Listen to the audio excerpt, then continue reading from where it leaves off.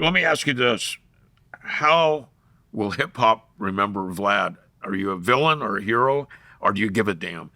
I mean, I think that for a long time, I was known as a villain in this space. And I think once you do something first, you're going to get all the heat over that. Not only all the love, but also everyone criticizing you. So I think that me coming out with a new style of interviewing in this space, a lot of people made me look like the villain for a long time. But when and I started Vlad TV in 2008, we're going into 2026 now. So this is 18 years. Now what I do is not that shocking. A lot of people do what I do. In fact, you even have people like, Traplo Ross, who's a friend of mine who's on the show a lot. He goes way further. He does these like YouTube documentaries where he's accusing people of multiple murders that they haven't been charged with and all types of crazy stuff that I wouldn't do. Right. I would not do that. Let me ask you this. Right. But and now he's sort of like the new villain, right? And now people are looking at me as like, okay, Vlad's not that bad, but yeah, sometimes I am, sometimes I'm not. It doesn't really bother me either way. Maybe you set the pace. Yeah, it doesn't bother me either way because, at the end of the day, whether you're the hero or the villain, that's just all a frame of view. Okay, at the end of the day, somebody out there from one of these big conglomerates or one of these big giant brands wants to sponsor Vlad. They want you to be who would you pick? Who would you want to do something for? Oh, we have a deal with one of these big you do these big brands. Yeah, we're gonna announce it soon. Okay, oh, yeah. So I'm onto TV, something here. Yeah. Vlad. You're not gonna let me break it in my segment. No, you can't break it yet because there's already a deal in place, but there's also like the bigger sign off that has to happen and everything else like that. So we're kind of in the middle of it all. Right. But there's going to be something very big with a very huge brand that every single person is familiar with, every single person uses, where Vlad TV is going to be the face of that. What other platform would you want to be on as a guest if you could pick any? I've wanted to be on Joe Rogan a lot. I've spoken to a few people like Killer Mike that reached out to him, but I guess he's not interested. And what seems to be the problem? I mean, he picks who he wants to pick. Sure. That's it. I mean, there's no problem. I have no beef with Joe Rogan. Okay. And that's what I'm asking. Yeah, no, not at all. I don't. He knows who I am because he's played some of my clips on his show. Oh, he has? Yeah. Right, which is fine. Which is totally fine. So he knows who I am, but I don't know whether he feels that I am an appropriate guest on the Rogan Experience. And maybe one day I will be. But yeah, that's definitely to me that's the number one guy right now in terms of this space overall. And being on a show would be great. Have you considered signing somebody and breaking them on the Vlad show?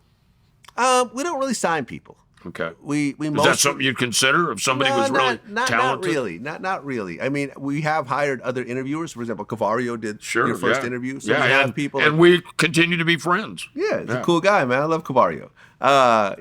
Sean Prez, he does a lot of interviews for me. Lunel, she does, the comedian, she does interviews for me. Gloria Velez, she has a podcast that we do on Vlad TV every so often. So we have people that we kind of bring in here and there, but I really don't like to sign people, and I'd rather work with them and we all just sort of build up together. So like Tony Yayo is a perfect example of that. Right. He was just on the Kill Tony podcast, right? And this was, a rapper, but he was really kind of 50 Cent's right-hand man for a long time. And working with Vlad TV, people really got to see his real personality, and now he's doing tours on his own. He's getting big podcasts. Everywhere he goes, people are recognizing that they're mentioning stuff from Vlad TV. There's a food show they're working on with him right now, and that to me is like, that's cool, So as opposed to signing someone and then feeling like, okay, I gotta really work on this person and really try to get, this entity off the ground, I'd rather just, hey, come do some stuff on my platform, whether you're in front of the camera, behind the camera. If it works, we'll keep doing it. If it doesn't, cool. And if you want to go do it somewhere else, that's fine too. I got two more questions for you. Yeah. First one is, right or wrong, 50 Cent on Diddy? I think it's fine.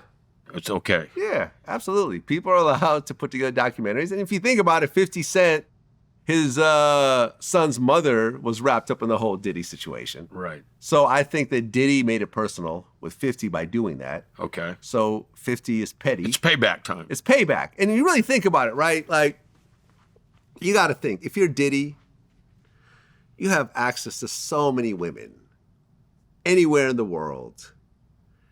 Do you really have to go and do all this stuff with the baby mother of one of your rivals? Right? I'm, seriously. I understand. I've always been good about it. Like, I've never dated girls who used to date my friends or anything else like that. I thought that was stupid. There's so many women out there. And especially once you get to a certain level, you have access to whoever you want to have access to. You got to go and pick someone who's problematic. It's going to cause all types of other problems for you because they're attached to someone that you know. So I think that Diddy made it very personal with 50, and 50 said, okay. Okay, you want to play. You want to play? And, and this is the thing when, like, you're dealing with people with money is that they can afford to be petty. They can afford to lose some money to prove a point. I've done that with people, and people have done that with me. So, was it worth the cost? Sometimes it was, sometimes it wasn't. I have a lawsuit right now with somebody, and at first it was, fuck you, fuck you, fuck you. And then once I filed, we then got on the phone and we started talking like grown men, and we worked it out, right? And I think had I not done that, we wouldn't have gotten to that point. So it is what it is sometimes. Let me ask you a political question. Mm-hmm. Do you think that President Trump and Vice President Vance should have berated the leader of Ukraine the way they did, the president? I thought it was inappropriate. It was inappropriate, but Trump is always inappropriate in his own way. So none of it really surprised me. I think that war is a mess. I think it's dragged on way too long. I don't think there's a clear end in sight. And I think there's a certain level of frustration because America's been funding this war this whole time, right? You take America's funding out of the equation and Ukraine is over, right? Right? In a week. So I think there's a level of frustration. I think there's a level of, I kind of understood where they're coming from in a certain regard of like, look, we're not going to just keep giving you money hand over fist unless you start changing something. We're not just going to keep funding this war for the next 20 years. Right. Right? Because it's pointless at this point. Russia's a much bigger entity. They have a lot more money. They have a lot more people. They have a lot more, ammunition and so forth. Eventually, it's going to work out the way it's going to work out. So I think there's a level of like, work this shit out if you want us to keep giving you more checks. Final question. Is Putin stronger or weaker after the public and the world perceives him in this war? I think he's stronger. I mean, people say that's the richest man in the world.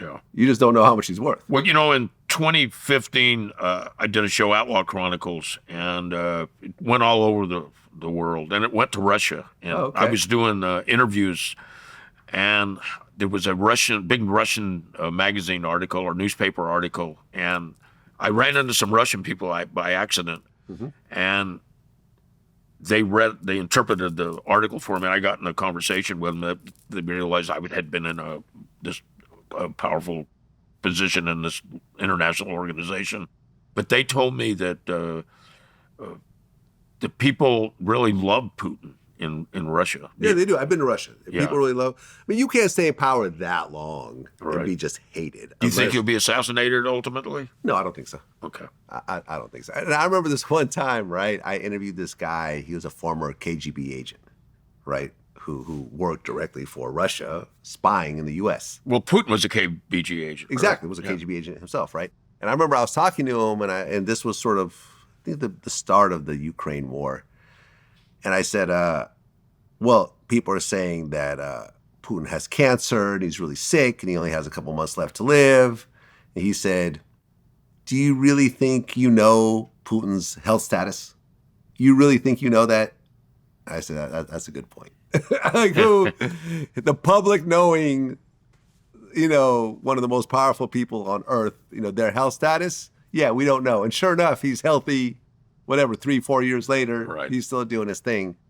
Yeah, I think Putin has shown a high level of strength. I mean, I think with Putin, he's used to the USSR, and I think he's trying to put that back together. I see. I think that I think you're right. Yeah, I think the USSR, falling apart under Gorbachev was something that he really hated. And I think he's trying to put it back together and get some of those countries that seceded to actually be part of the USSR again. And I mean, he's partially succeeded. And the USSR was very powerful, perceived in the world very powerful. And I'll close this thing with I took care of the Southern California submarine surveillance system that monitored for Russian submarines when I worked for the Department of Defense. And that's when they found out that I was leader of the Los Angeles Hells Angels, and they took my clearance away. Because I was hanging out in the submarine surveillance place. We were looking for the Russian subs. I want to thank you for my second appearance on your program. My pleasure. And I want to thank you for giving me the opportunity to interview you. And if some producer out there picks me up for a program, you're going to be my first guest. There you go. That's what it is. Peace.